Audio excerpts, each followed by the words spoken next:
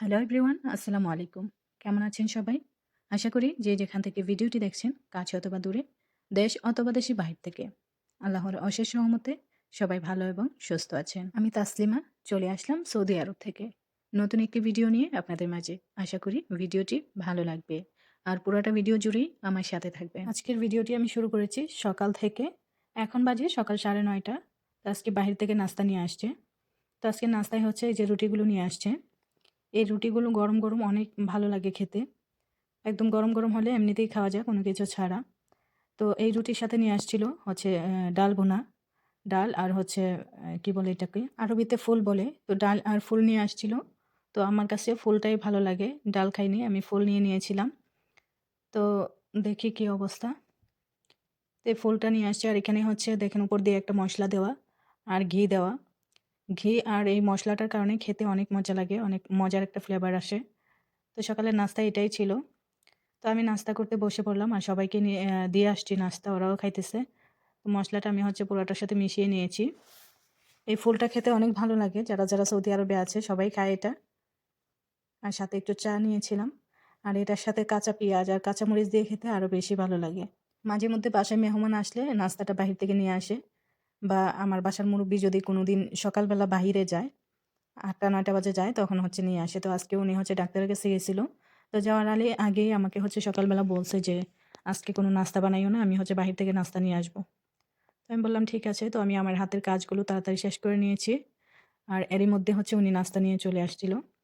তো নাস্তা খাওয়া শেষ করে দুপুরে রান্নাবান্না করলাম, আরও অনেক টুকিটাকি কাজ করলাম যেগুলো হচ্ছে ভিডিওতে নেওয়া হয়নি। দুপুরের খাবারটা খেয়ে নিচ্ছি। দুপুরে রান্না করলাম, আর বাসায় মেহমান আছে। আর আমাদের বাসায় বলতে গেলে সবসময়ই মেহমান থাকে। একদিন না থাকলে পরের দিন থাকবেই। এটাই হচ্ছে নিয়ম। মানে মার বাসায় আছি তো এইজন্য হচ্ছে সৌদি আরবে মার বাসায় সবসময় মেহমান থাকে। যারা হচ্ছে মায়ের বাসায় থাকে তারা জানে। তো আমি হচ্ছে খাওয়া-দাওয়া করে নিচ্ছি। তারপর একটু ঘুমাবো। আর সারাদিন কাজ করার পর বিকেলবেলা মানে দুপুরের খাবারটা খাওয়ার পর আরেকটু মানে বসে থাকতে ইচ্ছে করে না। একটু ঘুমাইতে মন চায়। ঘুম আসুক আর না আসুক একটু শুয়ে থাকলেও ভালো লাগে। তো মাঝে মধ্যে আবার ঘুমাই। আর যেদিন ঘুমাইতে না পারি সেদিন তো বিকেলবেলা অনেক মাথা ব্যথা করে, একটা অভ্যাস হয়ে গেছে। তো যাই হোক খাওয়া-দাওয়া করতেছিলাম। খাওয়া-দাওয়া করে হচ্ছে একটু ঘুমাবো। আর মেহমানদের জন্য আবার চা বানিয়ে দিয়েছিলাম। রান্নাবান্না শেষ করে খাওয়া-দাওয়া শেষ করে ওরা মানে খাওয়ার উপরেই থাকে, যে দুপুরে খাওয়ার পরেও মানে চা, কফি এগুলো খাচ্ছিল। তো আমি বিকেলবেলা একটু ঘুমাইছিলাম। ভাত খাওয়ার পর একটু ঘুমাইছিলাম। ঘুম থেকে উঠে এসে অনেক কাজ করলাম। তারপর সবাই নাস্তা খাচ্ছে বিকেলবেলা। আর আমার ইচ্ছে হলো যে চিপস দিয়ে একটা সস দিয়ে খাই। এই চিপস দিয়ে আর সস দিয়ে খেতে আমার খুব ভালো লাগে। আমি মাঝে মধ্যেই খাই। আর এই যে চিকেন চিপসটা অনেক মজা। এটা হচ্ছে সস দিয়ে খেলে অনেক মজা লাগে। তো আমিও বাচ্চাদের মতো করে খাচ্ছিলাম। খুব ভালো লাগে। আর এই সসটা অনেক টক আর ঝাল। খেতে ভালোই লাগে। তো আমার দেখাদেখি ছোট বাচ্চারাও এসে বলতেছে আমাকে সস দিয়ে দাও। তো সবাই হচ্ছে ১০-১২ জন হচ্ছে ছোট বাচ্চা সবাই চলে আসছে। বলে আমাকে সস দিয়ে এভাবে মাখিয়ে দাও। তো সবাইকে দিলাম, সবাই খাচ্ছে, আমিও খাইতেছিলাম। ভালোই লাগছিল। এটা ছিল বিকেলবেলা। প্রতিদিন মেহমান আসলে হচ্ছে রাতের বেলায় আমাদের বাসায় খাওয়া-দাওয়া করে তারপর যায়। কিন্তু আজকে শুনতেছি মেহমান চলে যাবে, খাবে না। তো ভালোই হলো আমার জন্য, রাতে বেশি কিছু রান্না করতে হবে না। মেহমান থাকলে হচ্ছে রাতের বেলা ১০ জন ১৫ জন মেহমান থাকলেও সেই রান্নাটা আমার একা করতে হয়। তো আজকে একটু ভালো লাগতেছিল না। মাথাটা ব্যথা করতেছিল। কারণ হচ্ছে দুপুরে যখন ঘুমাইতে গেছিলাম, বাসায় অনেক বাচ্চারা চিল্লাচিল্লি করতেছিল, শব্দে ঘুম আসে নাই। তার জন্য একদমই ভালো লাগতেছিল না। তো হচ্ছে যেই কথা সেই কাজ, মেহমান চলে গেছে, রাতের খাবার খাইনি। তো আমি হচ্ছে আমার জন্য একটু আলু আর গাজর ভাজি করে নিচ্ছি। এই আলু আর গাজরের ভাজিটা কিন্তু অনেক মজা হয়। আমি এর আগেও বানাইছি কয়েকবার। আমার কাছে বেশ ভালো লাগে। আরেকটা কথা বলি, আমার প্রিয় আপু এবং ভাইয়ারা, আপনারা যারা, যারা আমার ভিডিওটি দেখতেছেন, প্লিজ একটা লাইক দিয়ে ভিডিওটি দেখা শুরু করবেন। আর আপনাদের কাছে একটা রিকোয়েস্ট থাকবে, পুরোটা ভিডিও দেখার চেষ্টা করবেন। আর যারা, যারা আমার চ্যানেলটিকে এখনও সাবস্ক্রাইব করেননি, তারা চাইলে চ্যানেলটিকে সাবস্ক্রাইব করে পাশে থাকা বেল বাটনটি বাজিয়ে দিতে পারেন। তাহলে আমার সব ভিডিওর নোটিফিকেশন সবার আগেই আপনাদের কাছে পৌঁছে যাবে। আর যে সকল আপু এবং ভাইয়েরা নিয়মিত আমার ভিডিও দেখেন, সুন্দর, সুন্দর কমেন্ট করেন, তাদেরকে জানাই অসংখ্য ধন্যবাদ। আর যারা নতুন, আজকে থেকে ভিডিও দেখা শুরু করেছেন, প্লিজ একটা লাইক দিয়ে সুন্দর একটা কমেন্ট করবেন আর চ্যানেলটিকে সাবস্ক্রাইব করতে ভুলবেন না। তো আমি হচ্ছে ভাজিটা করার জন্য আলুটা হচ্ছে ভাজা শুরু করে দিয়েছি আর গাজর কুচি করে নিচ্ছি। গাজরটা পরে দেবো, কারণ হচ্ছে গাজর তাড়াতাড়ি সেদ্ধ হয়ে যায় আর আমি হচ্ছে কুচি, কুচি করে নিচ্ছি। যার জন্য হচ্ছে গাজরটা পরে দেব। প্রথমে আমি অল্প করে আমার জন্য ভাজি করতে চাইছিলাম। তো আমার বাসার যে ম্যাডাম উনি আমাকে বলতেছে, "তুমি কি রান্না করতেছো তোমার জন্য?" আমি বললাম যে, "আমি আমার মতো করে আমাদের বাঙালি স্টাইলে একটা ভাজি করতেছি।" তো উনি আবার বলল, "ঠিক আছে, তুমি যেহেতু ভাজি করতেছো আমার জন্য একসাথে করে নাও। কারণ আজকে বাসায় কেউ নেই খাওয়ার মতো, মেহমানরা চলে গেছে।" আর মানে আমার বাসার যে মুরুব্বি মালিক উনি হচ্ছে বাহিরে চলে গেছে। তো আমি আর ম্যাডাম আছি বাসায়। যার জন্য উনি বলতেছে যে, "আলাদা করে আর কিছু বানানোর দরকার নেই। তুমি যেহেতু আলু ভাজি করতেছো" আমি উনাকে বলছি আলু আর গাজর ভাজি করব।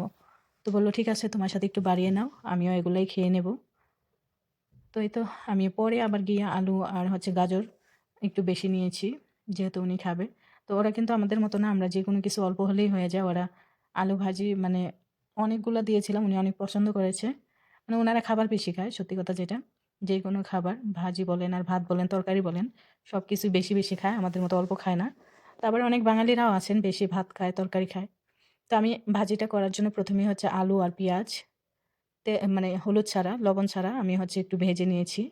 আর এই ভাজিটা করার সময় যদি একদম ঝরঝরা করতে চান তাহলে অবশ্যই চুলার আঁচটা হাই করে রাখবেন। কারণ হচ্ছে আহ চুলাটা যদি ডিম করে দেন আলুগুলো হচ্ছে পানি বের হয়ে নরম হয়ে মাঝখান দিয়ে ভেঙে যাবে। তো আমি আলুটাকে একটু ১ম এই ভেজে নিয়েছি। কারণ হচ্ছে আলুটা একটু মোটা করে কাটা ছিল। আর গাজর কুচি করে নিয়েছি যার জন্য গাজরটা তাড়াতাড়ি সিদ্ধ হয়ে যাবে। আর এই ভাজিটাতে কোনো কিছুই লাগে না, শুধু অল্প পরিমাণের হলুদ আর পরিমাণ মতো লবণ দিয়ে আমি এই ভাজিটা করেছি। আর যারা বাংলাদেশী বা বাংলাদেশে যারা রান্না করবেন এই ভাজিটা, অবশ্যই কাঁচামরিচ দিবেন। আমি অনেক ইচ্ছে ছিল আমার কাঁচামরিচ দিয়ে করব। কারণ যেকোনো ভাজির সাথে কিন্তু কাঁচামরিচটা অনেক মজা লাগে। তো ১ম এ যখন ভাবছিলাম যে আমার জন্য আমি রান্না করব তখন ভাবছিলাম কাঁচামরিচ দিব। পরে যখন উনি বলল যে আমিও খাবো, তো আর কাঁচামরিচটা আমি দিতে পারিনি। কারণ উনি ঝাল খেতে পারে না। ঝাল খেতে পারে না মানে একবারেই খেতে পারে না। একটা কাঁচামরিচ দিলেও সমস্যা হয়ে যাবে। যার জন্য আমি দিলাম না। অল্প পরিমাণে হলুদ আর হচ্ছে লবণ দিয়ে আমি হচ্ছে অনেকক্ষণ মানে ঢাকনা না দিয়ে ভেজে নিয়েছি। ঢাকনা দিলে কিন্তু আলুটা নরম হয়ে ভেঙে যাবে। একদম লাস্টের দিকে নামানোর কিছুক্ষণ আগে আমি হচ্ছে ঢাকনা দিয়েছি। আর চুলাটা হাই হিটে রাখলে ঢাকনা না দিলেও সেদ্ধ হয়ে যায় আলুটা। আর আলুটাকে সাবধানে নাড়তে হবে। মানে আলুর গায়ে যেন না লাগে। আমি হচ্ছে দেখেন যেভাবে হচ্ছে ভেতর দিয়ে হচ্ছে নাড়ুনিটা দিয়ে এভাবে নেড়ে দিচ্ছি যেন আলুগুলা ভেঙে না যায়। তো এইভাবে করে নেড়ে দিতে হবে যেন ভেঙে না যায়। আর আমি তেলের পরিমাণও খুব কম দিছি। তেল একটু বেশি দিলে আরো সুবিধা হয় মানে ঝরঝরা করতে। তেল কম দিছি এইজন্য হচ্ছে মানে খুবই সাবধানে নাড়ছিলাম। আর আলু ভাজি যেকোনো ভাজি বা তরকারি ভেঙে গেলে কিন্তু দেখতে যেমন ভালো লাগে না, খেতেও ভালো লাগে না। তো এই তো দেখেন ভাজিটা একদম হয়ে গেছে। এই পর্যায়ে আমি দিয়ে দেব ধনিয়া পাতা বেশি করে। এই ভাজিটাতে ধনিয়া পাতা দিলে এত মানে মজার একটা ফ্লেভার আসে, আপনারা কিন্তু বাসায় বানিয়ে ট্রাই করতে পারেন। আর খুবই সহজ আর অল্প সময়ে এই রেসিপিটা বানানো যায় আলু ভাজির। খালি আলু দিয়েও কিন্তু এই ভাজিটা করা যায়, কিন্তু সাথে গাজর দিলে আরো বেশি ভালো লাগে। তো আমি কিন্তু ধনিয়া পাতাটা একটু বেশি করেই দিয়েছি। দিয়ে এখন কিছুক্ষণ নেড়ে-চেড়ে নামিয়ে নেব। এই ভাজিটা আপনারা চাইলে বাসায় বানিয়ে একবার ট্রাই করতে পারেন। আর অনেক আপুরাই এই ভাজিটা করে। এটা নতুন কোনো রেসিপি না বা আমি রেসিপি শেয়ার করিনি। আমি জাস্ট যেভাবে আমি ভাজিটা করি আপনাদের সাথে শেয়ার করলাম। কয়েকবার আমি ভাজিটা করেছিলাম। আমার কাছে খুব ভালো লাগছে। আমি আরো একটু ভাজা, ভাজা করার চেষ্টা করলাম। দেখেন একদম মানে নিচ দিয়ে ধরে যাচ্ছে, তারপর আমি নেড়েই যাচ্ছি। আমার কাছে কেন জানি না আলু ভাজি, ঢেঁড়স ভাজি মানে যেকোনো ভাজি একটু ঝরঝরা হলে আর নিচে একটু পোড়া, পোড়া ভাব হয় এরকম হলে মানে খেতে ভালো লাগে। তো এই ভাজিটা কিন্তু আপনারা চাইলে ভাত অথবা রুটি দিয়ে খেতে পারবেন। আমার মনে হচ্ছে সাদা ভাত দিয়ে খেলে বেশি ভালো লাগবে। খুব সুন্দর হয়েছে ভাজিটা। তো আমার রান্না কিন্তু শেষ। এখন আমি হচ্ছে নামিয়ে নেব। আর বাংলাদেশী যেকোনো কিছু রান্না করলে আমার কাছে মানে খাবারের চাইতে রান্নাটা করতে বেশি ভালো লাগে। কারণ নিজের দেশের রান্না করলে মনে হয় মানে যেকোনো বাঙালি রান্না আমি যখন করি আমার কাছে মনে হয় যে আমি বাংলাদেশে চলে গেছি, এরকম একটা ফিল হয়। তো খুবই ভালো লাগে। মানে খেতে পারি আর না পারি আমার কিন্তু খুব ভালো লাগে বাংলাদেশী যেকোনো খাবার রান্না করলে। এখানে তো সচরাচর হচ্ছে রান্না করা হয় না বাঙালি খাবার। সময়ের অভাবে, তাছাড়া হচ্ছে হাতের কাছে সবকিছু থাকেও না। যার জন্য হচ্ছে করা হয় না। দেখেন ভাজিটা অনেকটাই ঝরঝরা হয়েছে। দেখতেই সুন্দর লাগছে। আবারও বলব, যেই সকল আপু এবং ভাইয়ারা আমার চ্যানেলে নতুন, ভিডিওটি প্রথম দেখছেন চাইলে চ্যানেলটিকে সাবস্ক্রাইব করে পাশে থাকা বেল বাটনটি বাজিয়ে দিতে পারেন। আর যেই সকল আপু এবং ভাইয়ারা আমার চ্যানেলটিকে সাবস্ক্রাইব করেছেন তাদেরকে জানাই অসংখ্য ধন্যবাদ। এভাবেই ভালোবাসা দিয়ে সবাই পাশে থাকবেন। তো এই তো আমার আলু ভাজির ফাইনাল লুক। আমার আলু ভাজিটা আপনাদের কাছে কেমন লেগেছে অবশ্যই সুন্দর একটা কমেন্ট করে আপনাদের মতামত জানিয়ে দিবেন। আর হচ্ছে যারা ধৈর্য সহকারে এতক্ষণ পর্যন্ত আমার ভিডিওটি দেখেছেন তাদেরকে জানাই অসংখ্য ধন্যবাদ।